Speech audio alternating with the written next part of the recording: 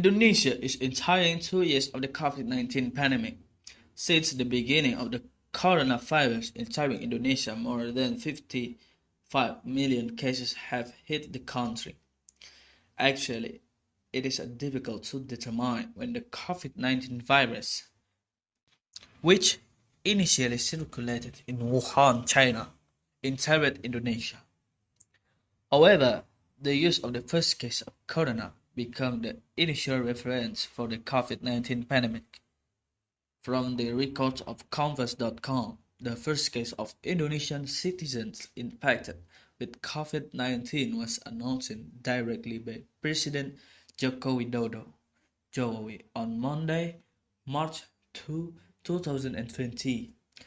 The president announced the first two cases of COVID-19.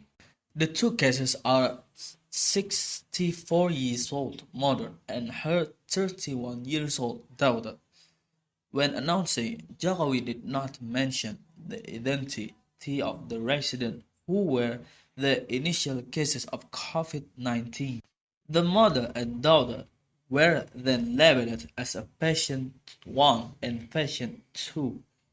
Information then developed when the then Health Minister, Terawan Agus Putranto, stated that the two COVID-19 patients lived in Depok, West Java. Then, information spread quickly in the community until it was discovered that patient 1 was Sita Sayutami and 2 was her mother, Maria Darmanisi. Jokowi's announcement made people panic. Panic buying occurred in the community. Since then, the spokesperson has added additional cases of COVID-19 every day, with the addition of the cumulative number of cases. The education sector is no exception to this policy. The government's sudden decision to cancel or move the learning process from school or madrasah to homes has confused of many parties. The unpreparedness of school or madrasah stakeholders to implement online learning is the main factor in this cause. Even so, the government actually provides alternative solutions in providing assessment of students as a condition of promotion or graduation from educational institutions during an emergency situation like today.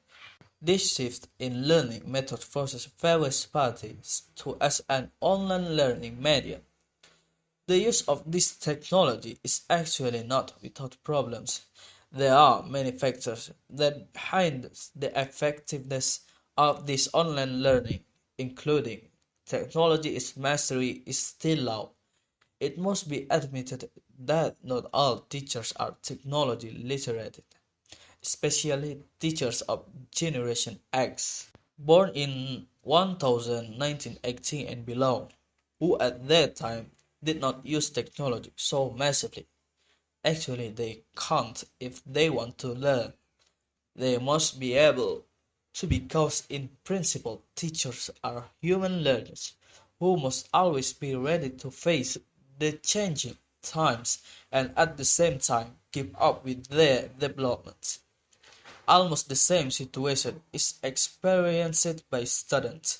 Not all of them use the technology in their daily lives. Even in school, they have to fight over the use of learning support technology devices because of the limited facilities owned by the school or madrasa. They may not even be introduced to technology in learning. And this is the positive impact on learning. This online learning method is actually not new, because in some countries, especially in developed countries, this activity is already used to it. The learning process in higher education, moreover, and not only abroad but in Indonesia, is also used to be carried out.